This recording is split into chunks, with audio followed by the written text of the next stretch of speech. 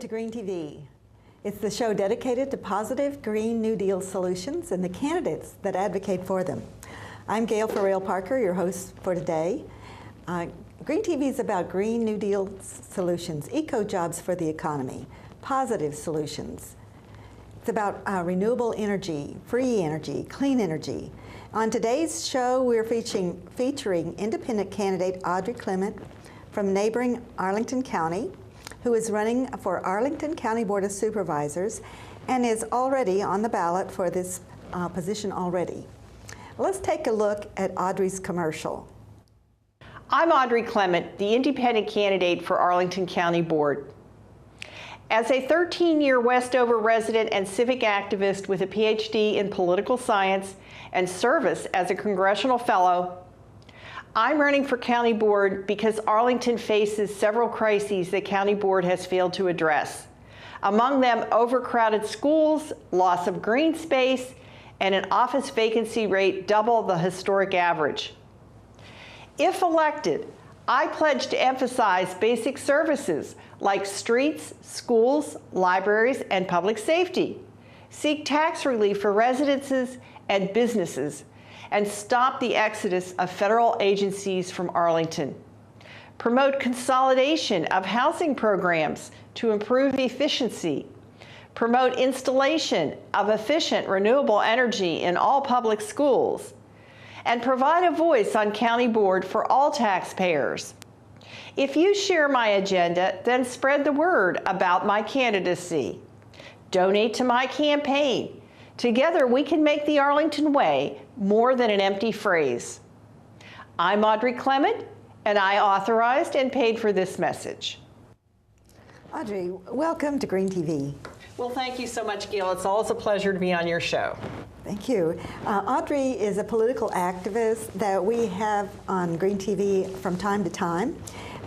Audrey has experience as a leader of a major third party, and she speaks from authority, position of authority, because she has been on the ballot before, as well as this year. So, Audrey, tell us a little bit about yourself and about your campaign and why you decided to run for office.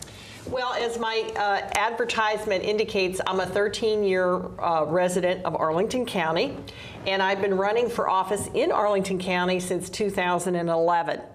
For about, I think, 4 of those runs, I was running as a Green Party candidate, and since then, I've been running as an independent.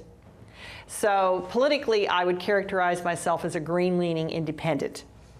And right now, I'm running for County Board because I'm concerned with several crises that I don't believe the county has been dealing with adequately. All of them stem from the gentrification of the county, the basically unregulated development. And what I would do if the principal thing or policy that I would enact if elected would be to subject every major development project that requires County Board approval to something called a fiscal impact analysis that would weigh the costs and the benefits of the project to county taxpayers. This is something that I believe Fairfax County does, but Arlington County has not yet adopted such a policy. I see. All right. And I understand that you are concerned about one of the corporate tenants that that you all will be getting in Arlington County. Is that correct? Right. There is a trophy office building that was built in Roslyn, completed in 2013. It's at 1812 North Moore Street, right across the street from the metro station there. And it was vacant for 3 full years before Arlington County, in conjunction with Governor Terry McAuliffe, acquired Nestle, which is the world's largest food corporation, as a tenant. They basically recruited Nestle away from its California headquarters to Arlington. And this was a major economic coup because clearly that building needed a tenant. Okay, but the problem is that Nestle does not have a very good reputation as a corporate citizen. I see. And so your positive solution is to encourage them to become more a better citizen. And what are some of the objections you have to their policies right now? Well, let me just state for the record that it's well known that Nestle first developed notoriety for marketing milk substitutes in underdeveloped nations. This led mothers to use tainted water to feed their children and led to a lot of sickness and some death. Oh, dear. Okay, and then subsequently, Nestle has been accused of exploiting child labor in Africa and adult slave labor in Asia to acquire the resources that it needs to produce the food products that it does. And closer to home, it's been accused of draining aquifers in California during a severe drought. And it also has been getting water for free from aquifers near Lake Michigan, even as the residents of Flint, Michigan had to pay for their own tainted water. So clearly, Nestle's got issues. And definitely, they're not putting people before profits. That's right. And but most people agree that you cannot simply, all right, as one of the county board members themselves pointed out, you could level the same criticism of the Pentagon. You could say, well, the Pentagon is not known to be an excellent corporate citizen worldwide. Would you relocate the Pentagon from Arlington? And the answer is no, you wouldn't do that. But what people do object to is the fact that Arlington shelled out $6 million, and I believe the state shelled out $10 million to recruit Nestle to come here. Now, I guess that the purpose of that was to offset their relocation costs, which they estimated at $40 million. Something like that. So people object to the fact that Arlington County is shelling out money for corporate abusers when a lot of our own good corporate citizens in the county are being forced to relocate to Fairfax and other places because they can no longer afford to pay their rising real estate taxes. So there's an equity issue there. Right. So if I were elected, what I would be doing is trying to promote Arlington's small businesses. And one way, I think the most effective way to do that is to, first of all, re-examine its real estate tax assessment policy. In other words, who's doing these assessments? And are they, in fact, legit? And then, of course, one of the other things that I would do is promote across-the-board real estate tax cut. And because Virginia's Constitution requires that jurisdictions tax residences and businesses at the same rate, this tax cut would be across the board. Well, and I've heard before that Arlington gets a much better benefit from their taxes than does Fairfax County. Fairfax County's tax rate is much higher than Arlington, which is was surprising to me. But apparently, because there's so much transit-oriented development in Arlington because of the metro stations, they get much more revenue, and so therefore the tax rate is lower. Well, actually, that's sort of right, but the real reason that, first of all, it is not the case that Arlingtonians pay less tax. We, in fact, pay more tax per household than any jurisdiction in Northern Virginia except Falls Church, because the properties are assessed so much higher. I see. Okay, so the rate is lower, but the assessments are much higher. I see. The rate is lower, but the assessment is higher. Right. Now, Arlington, but you probably got the information that you reported from Arlington County, which misleads people deliberately as to what exactly they're paying in taxes. Well, they got me. Okay. And then the other aspect of it is that because of the heavy concentration of corporate clients in Arlington, corporate customers in Arlington, they produce almost half of the real estate revenue, whereas in other jurisdictions like Fairfax County, the private homeowners produce much a much greater proportion of the real estate tax revenues. So the burden falls on the homeowners rather than the businesses. That's right, but the situation is definitely changing. I mean, Arlington has, I believe, been squandering its money for years based on this, based on the fact that it's deriving so much income from its corporate customers. But that's changing because with the extension of the Silver Line to Reston and beyond, and with Fairfax County aggressively promoting metro-related developments, it's becoming much harder for Arlington to compete. I see.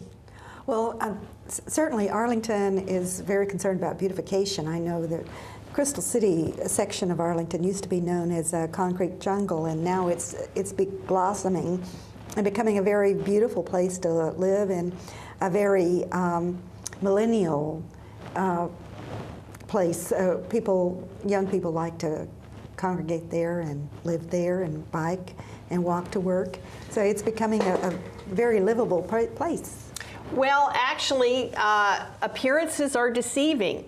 Many of the office buildings that you see along Crystal Drive, that you've just mentioned in Crystal City, were previously occupied by contractors who were forcibly relocated to other locations as a result of BRAC, which was the base relocation and something law that was implemented, I believe, in 2013 or 2014. It really came down hard. So a lot of those office buildings are vacant. Oh. And Crystal City, I believe, still has a 30% office vacancy rate. Now, there has been a push to renovate those buildings into residential towers for millennials and others. But apparently, there's a great cost involved, and some people argue that the buildings are not suitable for that purpose, but for whatever the reason, a lot of those buildings remain vacant right now. I see. Well, isn't it true, Audrey, that in Roslyn, a lot of the older buildings there, they just completely razed those and built new ones from the ground up? That's right. And as a matter of fact, just last week, County Board approved a site plan project for something called WRAPS, which stands for the West Roslyn Area Planning Study. And that encompasses a block that is currently occupied by a fire station, a historic school, and a public park. And next door to it is an office building. Now, the owner of that office building, which is Penzance, wants to raise its existing office building, and it has also acquired county property next door, including the park and the fire station, and it's going to build 2 residential towers, and it's offered the county to rebuild its fire station, which it's going to knock down. And then next door, they're going to construct a 750-student high school and demolish one of the last 2 historic school buildings in the county over the objections of Arlington's own historical society.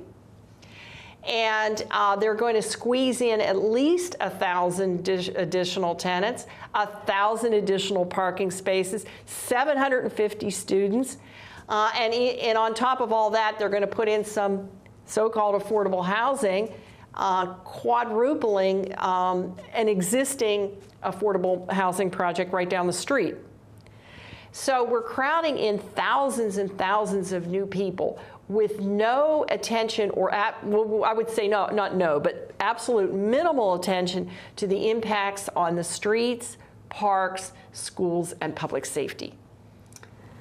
That could really be an issue, and I understand that recently the Arlington Board did away with the idea of the gondola. Now that was a wise decision. And they predicated their decision on the same grounds that I would have if I had been in office, and that would be that it might even have been a good idea at some point in time, but Metro is in absolute crisis, And with an extreme shortfall that will fall on all the jurisdictions in Arlington, Arlington simply doesn't have the money to cough up to build such an extravagance. Right, and the dedicated funding for Metro for this year has not been resolved, at least not by the Virginia legislature. They did not appropriate funds for the Metro, as I understand it. Is that your understanding?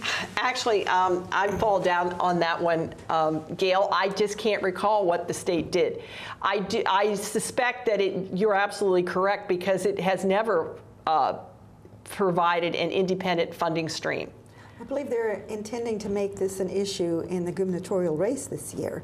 And to me, it strikes me the reason that they're giving is that the Metro has not established a safety board or a safety oversight board. And that strikes me as somewhat amusing, because Metro and rail is the safest way to travel. And to put a committee in charge of regulating the safety of the safest way to travel in the U.S. seems just almost overkill. Yes, it does. But you look at the vehicles on the road, and if the vehicles were a drug, there would be a warning in the vehicle. So getting into this vehicle could be hazardous to your health, because 33,000 Americans are killed on our roadways every year. 430,000 are injured or maimed in automobile accidents every year. And rail is a much safer way to travel. There are hardly ever any fatal accidents. And if there are, it doesn't have those numbers. It's more in the double digits rather than 5 digits. So to me, it's another ploy by Big Oil, Big Auto, to suppress a safe way to travel, a mass transit, a way that can use renewable energy. What's your take on it? Well, I certainly agree with you about Metro. I am a serious patron of Metro. As a matter of fact, I Metroed here today by bike. I put my bike on the Metro and then, biked the rest of the way, and had a very convenient ride. And what was so interesting about it is that there were 2 other people on the car heading towards Vienna, in the subway car, and traffic was backed up on either side of 66. So the way I like to say it is that people in every jurisdiction in Northern Virginia love to park on the interstates. That's a very good way. And Arlington being the only exception. And that is Arlington's strongest point.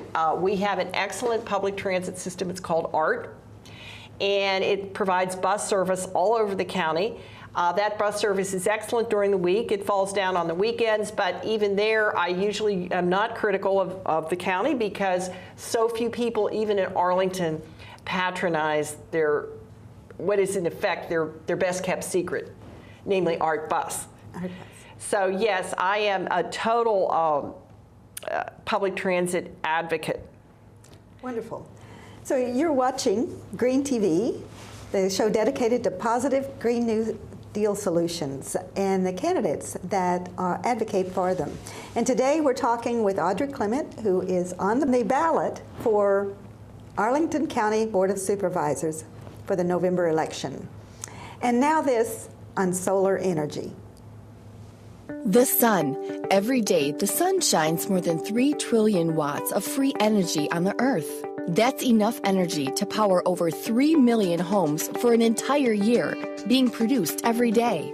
Solar panels harness the energy and convert it into clean electricity to power our homes, businesses, and lifestyles.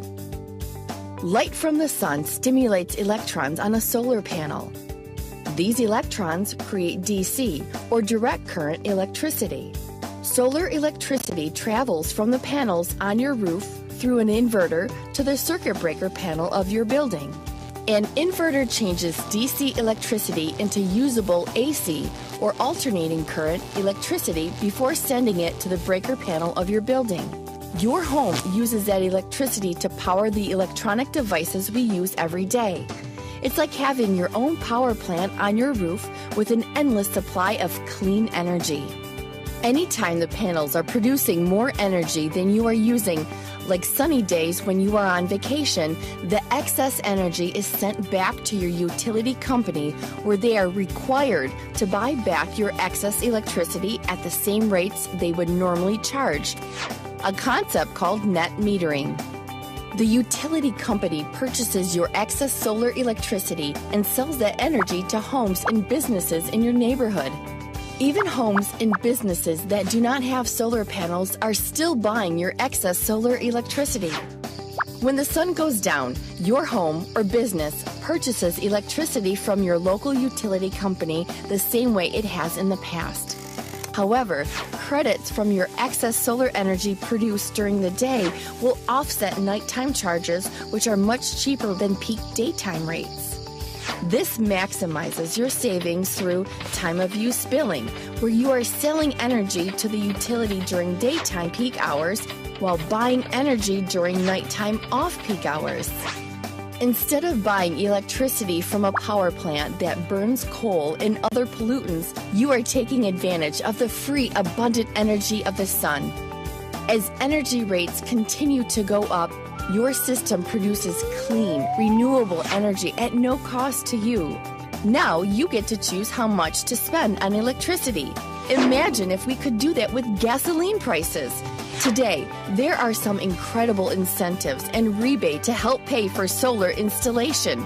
Finance programs can help you install panels for as little as $500 down. Increase the value of your home or business by reducing your energy costs. Businesses will increase profits, while homeowners will increase their home's market value.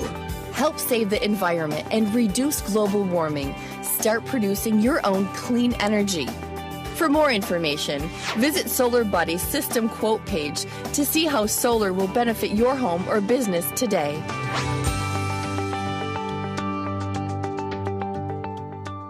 Are you spending a large portion of your paycheck each month on a high electricity bill? Over the last 30 years, utility rates have continued to increase by about 6% per year. Unless you stop turning on your lights, using your kitchen, and washing your clothes, it'll just keep getting more and more expensive. And that's the bad news. But here's the good news. You have a choice. You can now tap into the sun's natural energy and use it to power everything in your home without having to write a big check to a power company at the end of each month. Here's how it works. Every day, sunlight will stream down onto your solar panels with photons, which are particles of sunlight. Then, the solar panels convert those photons into electrons of electricity using photovoltaic cell technology. The amount of electricity generated depends on the intensity of the sun, but even on cloudy days, your solar panels will still absorb sunlight and generate you energy. Once the energy is transferred from the sun, it flows from the solar panels to an inverter that converts the raw electricity into ready-to-use electricity for your home. You don't have to do anything. What's even better, solar electric systems can produce more electricity than your home needs, and the extra you do not use goes back to your utility grid. This is called net metering, and you'll be able to enjoy watching your utility meter spin backwards. Then at night or on cloudy days when your solar system is not producing enough energy for your home, you will be able to draw power down from the grid, so you never have to worry about running out of electricity. And if you are producing more energy than your household requires, then you'll get a credit from the utility company. You'll feel good about your solar investment, not only because it will provide you with a lucrative annual return that you can rely on, saving you thousands of dollars on long-term utility costs, but because you'll be doing your part in providing a safer planet for you, your family, and future generations. Best of all, it's a lot more affordable than you might think. If you're ready to stop wasting money on high electricity bills and start harnessing the free power that's available to you right now, just give us a call. Mention this video and our friendly team will be able to answer all your questions. Welcome back. You're watching Green TV, the show dedicated to positive Green New Deal solutions. And I'm today talking with Audrey Clement, who is on the ballot for Arlington County Board of Supervisors. And we have some breaking news here. There's been a Virginia Circuit Court judge, Riley Marchant, who has rejected a motion filed by State House leadership to dismiss an anti-gerrymandering lawsuit seeking to change 11 state legislative districts. The lawsuit was brought by a group, One Virginia 2021, claimed that lawmakers failed to meet standards of compactness by creating districts that cut across city and county lines. The case is expected to go to trial sometime in March. And Virginia is one of 37 states where the legislature is responsible for the redistricting process. And the federal courts have bounced a case back to the lower courts that could also impact redistricting in Virginia. So what are some of the implications then for independent and third-party candidates for redrawing the district lines? Audrey? Well, there is no doubt that redrawing the lines in the middle of campaign season, it imposes a hardship on candidates for state delegate, because in order to qualify to run for office as a state delegate, you have to get signatures from, I think, about 125 residents of your district. But if you don't know what your district is, you're obviously going to have a harder job and probably have to get more signatures than if you knew what your boundaries were. That said, I am very supportive of these cases that are alleging racial gerrymandering in the state of Virginia. Actually, I believe there are other forms of gerrymandering that are going on, but I certainly don't dispute that a major part of it is racial gerrymandering. And the result, according to some political analysts, is that the state legislature is not representative at all. In fact, there's a group called VPAP, which is the Virginia Public Access Project, recently published some statistics with an accompanying graph that shows that the state legislature underrepresents minorities of various types, including women and blacks, and I believe younger people, but definitely women and blacks are underrepresented in the state legislature, and gerrymandering is probably a contributing factor that needs to be addressed. Well, it certainly is difficult to get on the ballot if you don't know where the district lines are and you don't know how to or where to collect the petition signatures. So if you all run into petitioners out there, be kind to them and help them out by signing their petition signatures. I just want to remind you that with eco-capitalism, prices must tell the environmental truth. We invite you to join us in the green industrial revolution. Solar jobs, wind jobs, geothermal jobs, rail jobs, weatherization jobs, conservation jobs, efficiency jobs, lots of jobs, building green neighborhoods, walkable, bikeable, pedestrian and rail-friendly communities, having cleaner air, cleaner water, cutting taxpayer subsidies to zero for big fossil fuels, big oil, big asphalt. Renewable energy is free energy, clean energy. Rail is safer and can run on renewable energy. Remember, rail built anywhere in America benefits all of America. And that's it for today's Green TV. Thank you very much for being here, Audrey. And best of luck to you in your campaign. Well, thank you, Gail. It's always a pleasure to be on the show. Thank you. I'm Gail Farrell Parker, your host for today. Join us again next week for Green TV.